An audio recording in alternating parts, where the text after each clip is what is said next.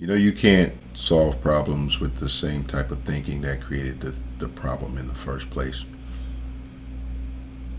Maybe instead of going further down the rabbit hole, we should be considering thinking in a different way.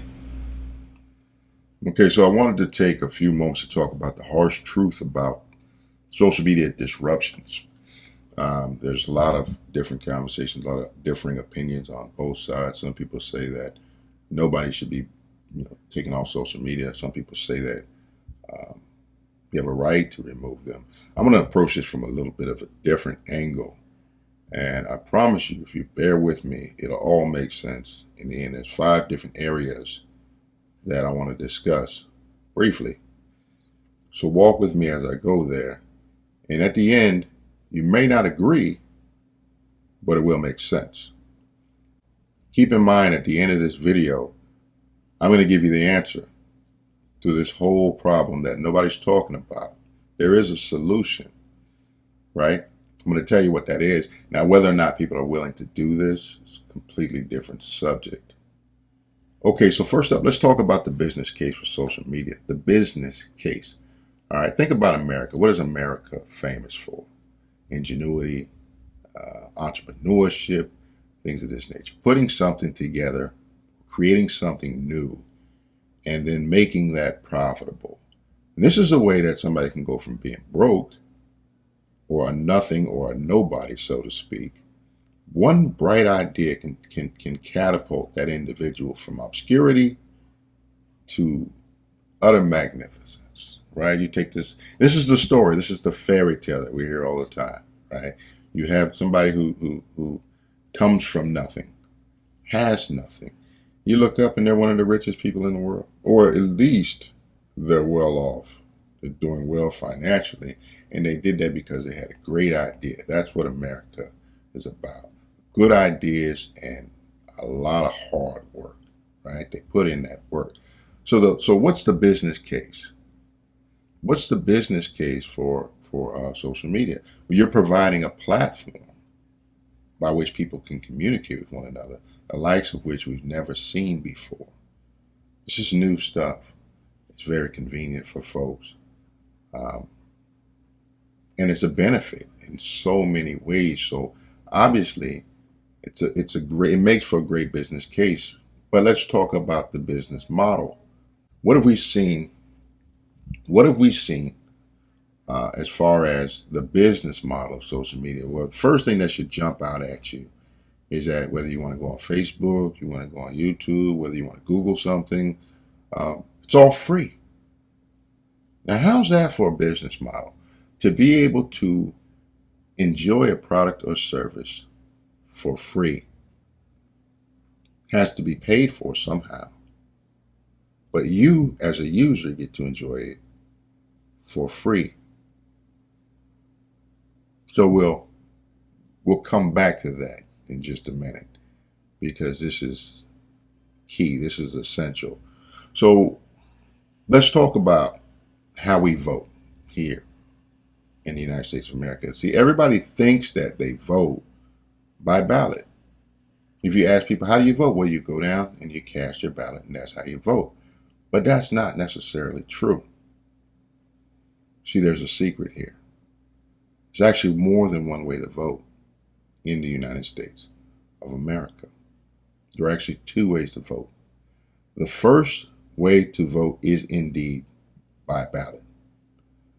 But the second way to vote is by wallet. Think about that. You vote for the government by ballot. You vote for the corporations and for business and for industry by your wallet, where you spend your money. 2 different things. Often we think of them as working in hand, but it's 2 different things. You see, the government gets your money through taxation. You have to give it up. Businesses get your money through, one, they compete for it, competition, but it's your choice. You volunteer to spend your money there. You see, I'm a firm believer. I heard something that really jumped out to me, and I was like, you know what, that's true. And just a little side note here. I heard someone say that evil needs consent. It's all about consent. And I was like, well, what does that mean? But then I thought about it, and I was like, you know what? You consent through the choices that you make. Sometimes people will tell you it's like they need your permission. This is what we're going to do. We're going to create this. We're going to put that into place. I have to tell you this. They have to tell you this. And then you decide whether or not you consent to it. And you either consent to it through all the little checks boxes that you have to check off, right? All the little contracts you have to sign, all the little signatures you have to put in place, all the little authorizations you have to make, and you consent through it through your choices, whether or not to utilize something. So we vote not just by the ballot, we vote with our wallet, which brings me to my next point. Your wallet, you think money, you think financial, it's money, right? It is in a sense, but there's another side to it because there is a new form of currency. Actually, it's always been a form, but it's more popular nowadays, a new form of currency. I'm not talking about cryptocurrency, tokens, and stuff like that. What I'm talking about is your attention. Attention is currency. Think about the word currency. Sounds a lot like current, right? It denotes movement. Currency is how money moves. It moves. It's an energy. Money is an energy. This is currency. Attention is currency. Where you focus your attention is where that energy moves. And we live in a world now where our attention has been focused towards these social media platforms and through these social media platforms. So it's a great business case. It's a great business model. We voted for it with our wallets and our attention. We gave our consent for this. Now, it's important to throw something in here. Along with the American way, when we say hard work, ingenuity, one of the biggest things that is typically viewed as an American idea is competition. Right? Competition, the free market. This is the check and balance system. This is how you keep things in check. We always talk about these big tech giants, but how did they get that way? We allowed that to happen because it was convenient for us. And as American citizens, we often just opt for what's convenient. That's almost like when you decide you want to change laws or put prohibitions in place and this, that, and the other because it suits your purpose. But you say you have a higher standard, a higher, you have the moral right. It's the same thing. It's just like somebody saying, look, I'm anti this country, anti that country. I don't support this. I don't support that. I'm not going to shop here. I'm not going to spend my money there. But if you go to Walmart and it's conveniently located and it conveniently has what you're looking for, and conveniently the price is below where you could get it somewhere else, you end up buying it from there. And so you complain all the way to Walmart about China. You buy a Chinese-made good in Walmart. You complain back to your car, and you complain yourself back home. The entire time you volunteering and choosing to be part of that system. You see where I'm going with that? And for a lot of people, this is considered an abrasive conversation. There are some people I've had this conversation with who actually got angry with me. They got mad at me. And I'm just like, look, what is it that you say that you You believe in, do you believe in socialism? Do you believe in communism? Do you believe in capitalism? Capitalism? Do you believe in the free market? Or only when it's convenient for you at the time? Now we can go into things like monopolies and such like that. But monopolies are typically they're created with the help of regulation. And this is where it gets tricky, because this is where you see the government and these corporations working hand in hand. And the only way that you can stop that from happening against your interests is actually vote against both. Very difficult to do. But that moves me on to another part of the conversation where we talk about business battles. Let's talk about disruptions. Let's talk about people being removed from social media. Let's talk about accounts being taken down and stuff like that. And it all just seems so wrong. It seems so wrong. It's so unfair. But I remember a conversation. There's a guy, what's his name? Killer Mike. That's his name, Killer Mike. But he said something very important, something very valuable. I was watching this summit where they were having arguments within the black community about fighting and the potential for war and this, that, and the other. And he said something that I thought was deeply intelligent. He said, "You're not ready for war.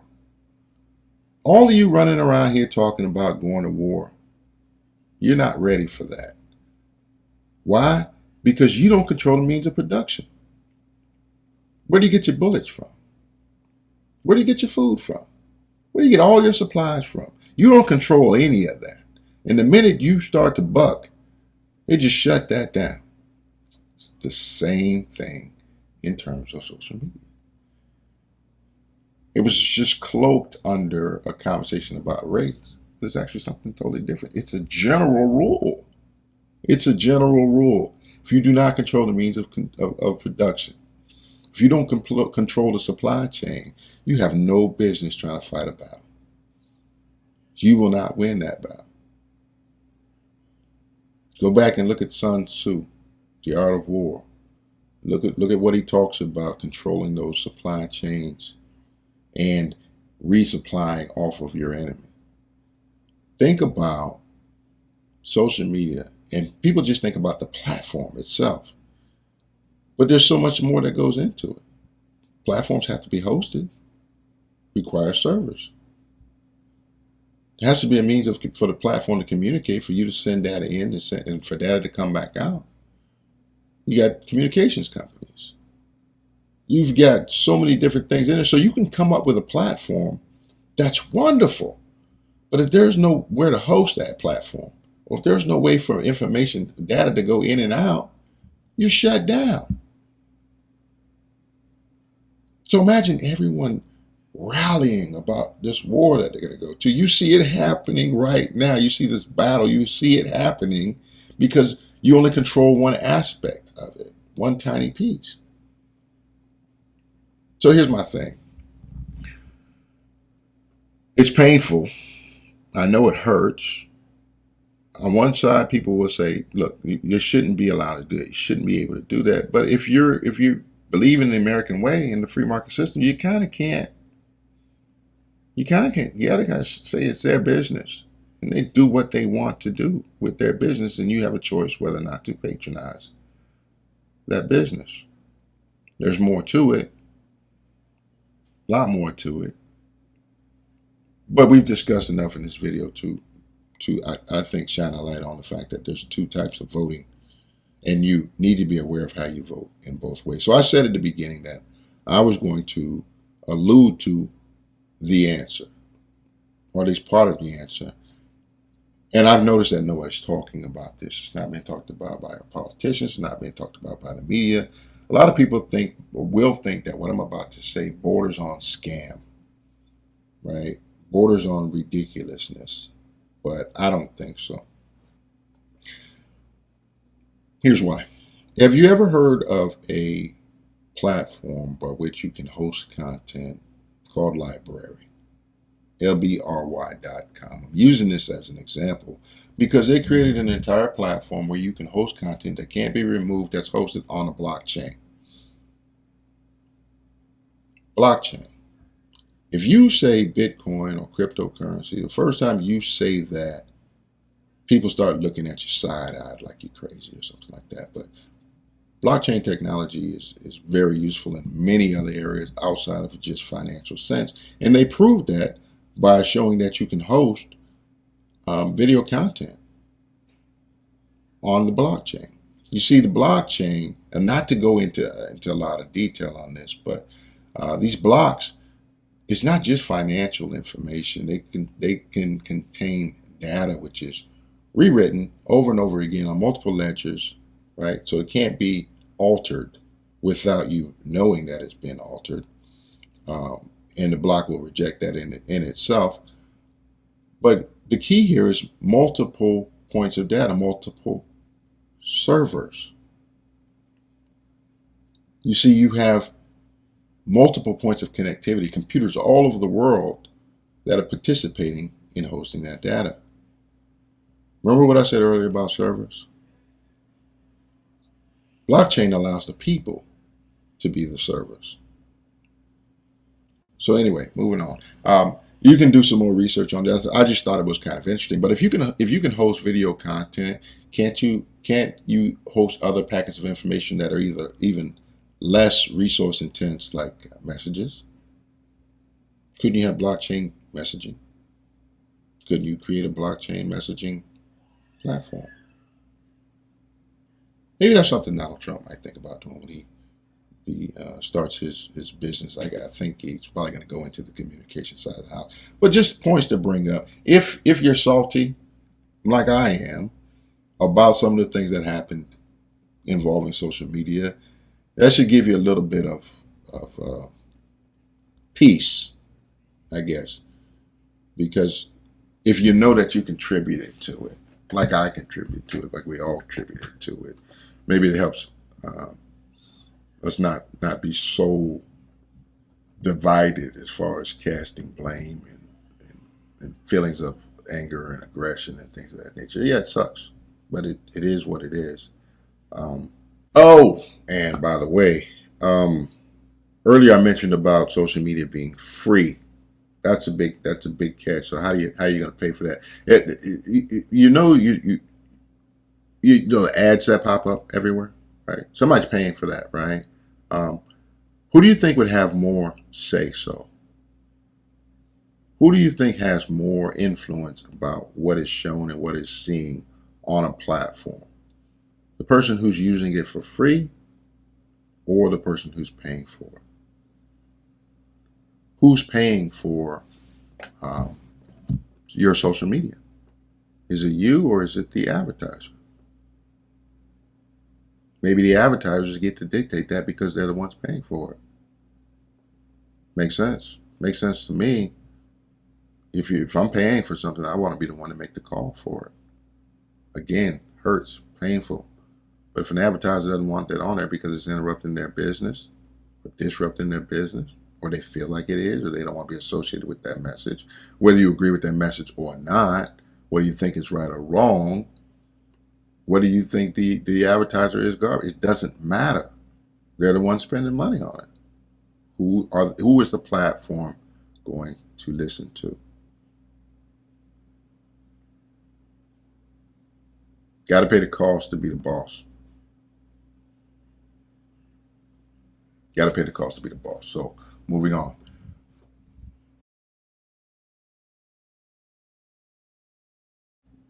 So yep, that's it. Maybe the answer is in competition. Maybe the answer is in free market. Maybe the answer is in the application of and the use of the blockchain. Maybe more people should stop allowing the media and other people to point their attention somewhere else and just writing that off as crazy. Maybe. There's a genius out there somewhere. There are some geniuses out there somewhere. I don't possess the know-how to get that done. I just thought it was a great idea, and I thought I would share it with you. And on that note, take care. Peace.